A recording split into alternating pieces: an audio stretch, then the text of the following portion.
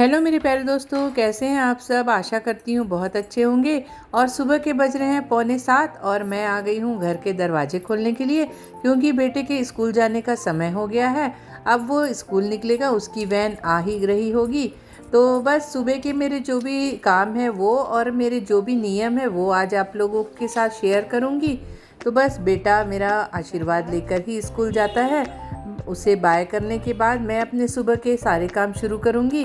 तो एक बार नीचे आती हूँ और नीचे के सारे काम निपटा कर ही ऊपर जाती हूँ। बेटा स्कूल निकल गया है, मैंने पेड़ पौधों में पानी डाला और उसके बाद अब अपने आंगन की सफाई करूँगी। तो मैं सबसे पहले अपने आंगन की सफाई करती हूँ, क्योंकि मेरे घर के यही नियम है। सुबह उठकर सबसे पहले हम आंगन की सफाई करें, साथ ही उसमें थोड़ा सा पानी भी छिड़के और उसके बाद आगे के काम शुरू करते हैं। तो यह सुबह सुबह ही करना चाहिए, कभी भी नहीं करते, क्योंकि काम वाली तो है घर पर लेकिन वो आती है काफ़ी लेट। तो उतनी देर तक तो मैं बिल्कुल नहीं रुक सकती, उससे पहले मेरे ये रोज़ के नियम हैं। उतना करने के बाद मैं हमेशा तुलसी मैया के सामने एक अच्छी सी रंगोली बनाती हूँ और साथ ही अपने आंगन में भी बनाती हूँ। हालांकि ये एकदम मेन रोड है, काफ़ी सारी गाड़ियाँ आती जाती रहती है, लेकिन ये मेरे रोज़ के नियम हैं। छोटी सी रंगोली बनाकर मैं अपने घर के अंदर आ जाऊँगी और फिर मेरे बाकी के काम शुरू होंगे।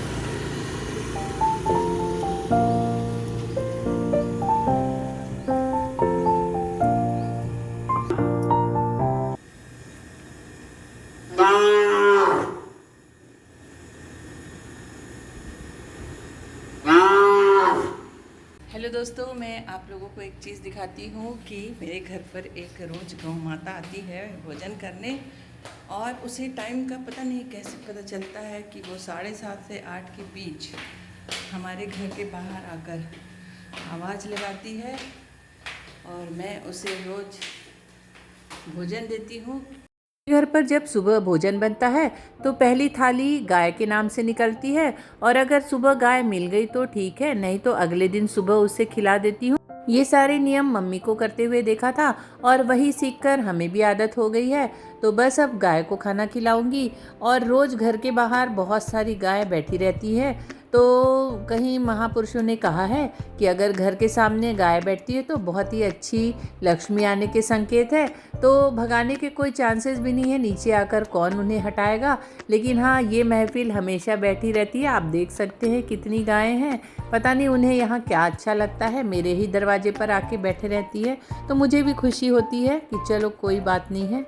गायों को खाना देने के बाद मैंने थोड़ा एक्सरसाइज और योगा किया और उसके बाद नहाने के पहले घर की सारी डस्टिंग कर लेती हूँ, क्योंकि साफ़ सफाई का काम हमेशा नहाने से पहले ही करना चाहिए। नहाने के बाद हमें सिर्फ पूजा पाठ, खाना बनाना और बाकी कामों के लिए समय देना चाहिए। तो मैं भी वैसा ही करती हूँ, नहाने से पहले ही जो भी गंदे काम हैं साफ़ सफाई के वो सब कुछ निपटा लेती हूँ। और उसके बाद अब मैं जाऊँगी नहाने के लिए।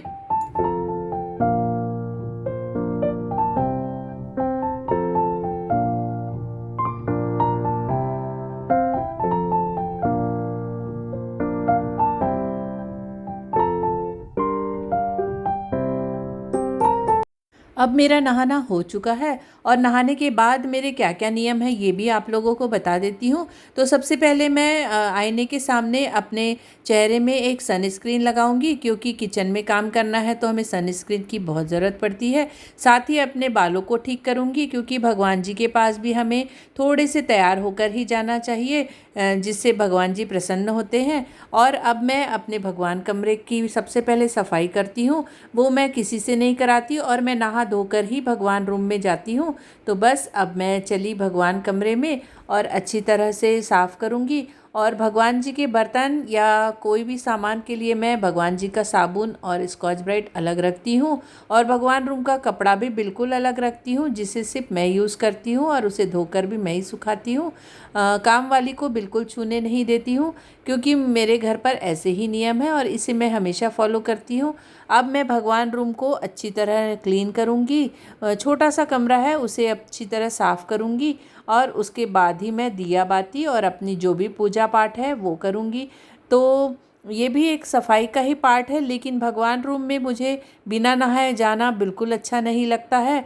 और इसीलिए मैं नहा धोकर ही भगवान जी की कमरे की सफाई करती हूँ। भगवान कमरे में जो भी चढ़े हुए फूल या अक्षत होते हैं उसके लिए बिल्कुल अलग से एक डस्टबिन बनाती हूँ, जिसे मैं कचरे की गाड़ी में नहीं बल्कि विसर्जन करते हर हफ्ते हम नदी पर जाते हैं और उन निर्माल्य को विसर्जित करके आते हैं, क्योंकि उसकी अपनी एक शुद्धता है, उसे डस्टबिन में कभी नहीं डालना चाहिए। और भगवान कमरे में भगवान जी को पोंछने का कपड़ा हो, चाहे फर्श को पोंछने का कपड़ा हो, चाहे खुद के हाथ पोंछने का, सारी अलग अलग तरह के से रखती हूँ। और हफ्ते में जितने भी वार हैं उनका भी अपना एक महत्व है। हम हर काम हर वार के हिसाब से करते हैं, ये शुरू से करते आए हैं, फिर वो बाल धोने का हो, सैलून जाने का हो, या फिर और भी कई नियमों का। तो ये सारे नियम फॉलो करना अच्छा भी लगता है और उससे कई सारे फ़ायदे भी होते हैं। जैसा कि आप लोगों को पता है मेरा ब्यूटी पार्लर भी है, लेकिन वो भी मेरे नियमों के हिसाब से ही चलता है। यानी कि जिस दिन तीज त्यौहार होते हैं या फिर व्रत का दिन होता है उस दिन मैं पार्लर बिल्कुल बंद रखती हूँ। मेरे अपने ऐसे ही नियम हैं। कई लोगों ने कहा कि ऐसे में बिज़नेस कैसे होगा, लेकिन कोई बात नहीं है, मुझे बिज़नेस से ज़्यादा मेरे नियम प्यारे हैं। मैं अपने नियमों के हिसाब से ही सारी चीज़ों को मैनेज करती हूँ। आज के नए ज़माने में इतने नियम फॉलो करना शायद कई लोगों को पसंद नहीं होगा, लेकिन हमने बचपन से अपनी मम्मी से सीखा और उन्हें हमेशा से बहुत एक्टिव रहते हुए देखा है और वही चीज़ें हमने भी अपनाई हैं। और सबके साथ नियम को फॉलो करना कोई भी कठिन काम नहीं है, बस आपका मन बनाने का मन है। अगर आपने मन बना लिया है तो आप अपने नियमों से पूरा जीवन बहुत अच्छी तरह से बिना किसी को तकलीफ हुए बिता सकते हो। और इससे अगर कोई फ़ायदा नहीं है तो घाटा भी नहीं है, इसलिए हमेशा जीवन में नियमों से रहिए। मैंने बच्चों को भी बचपन से ये सारे नियम सिखाए हैं, अब आगे उनकी मर्जी है वो इसे कितना फॉलो करते हैं।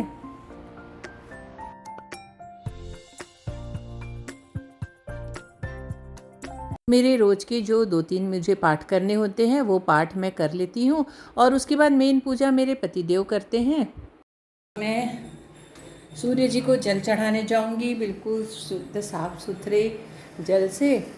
तुलसी मैया की पूजा करती हूँ, साथ ही सूर्य जी को जल चढ़ाती हूँ और 5 ऐसे पौधे हैं जो पूजा पाठ के हैं उनको भी जल चढ़ाती हूँ। और उसके बाद आती हूँ मैं किचन में। तो बस मैं किचन में आ गई हूँ, अब मेरा खाना बनना शुरू हो गया। जो जो मुझे बनाना है वो सारी चीज़ें बनती रहेंगी। और अब चातुर्मास स्टार्ट हो गए हैं, तो चातुर्मास में हमारे यहाँ लहसुन प्याज बिल्कुल निषेध होता है, कोई भी नहीं खाता है। और मैं तो वैसे ही 12 महीना लहसुन प्याज नहीं खाती।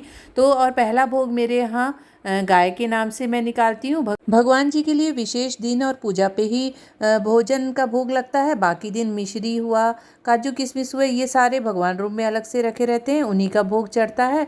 और भगवान रूम में जो भी हमारे घर पूजा करेगा, भगवान जी को नहलाएगा धुलाएगा, वो सिल्क के कपड़ों में ही चलती है ये पूजा। कई पीढ़ी से हमारे यहाँ यही नियम चलते आए हैं और हम भी इसी नियम को फॉलो करते हैं। हमारे ऊपर कोई बर्डन नहीं है, हमारे सास ससुर ने कभी नहीं कहा कि आपको ये नियम करने हैं, लेकिन मुझे हमेशा से ऐसे नियम से रहना हमेशा पसंद है। और बच्चों को भी मैंने यही सारी चीज़ें सिखाई हैं, जितना उनसे हो सके वो नियमों का पालन करें, उससे हमारे जीवन में बहुत सारी चीज़ें बहुत परफेक्ट हो पाती हैं, मुझे ऐसा लगता है। तो आज का मेरा ये वीडियो आप लोगों को कैसा लगा या मेरे ये नियम कैसे लगते हैं ज़रूर बताइएगा। और वीडियो अच्छा लगा हो तो लाइक सब्सक्राइब ज़रूर कीजिएगा। फिर मिलूँगी एक अच्छी वीडियो के साथ, तब तक के लिए बाय बाय।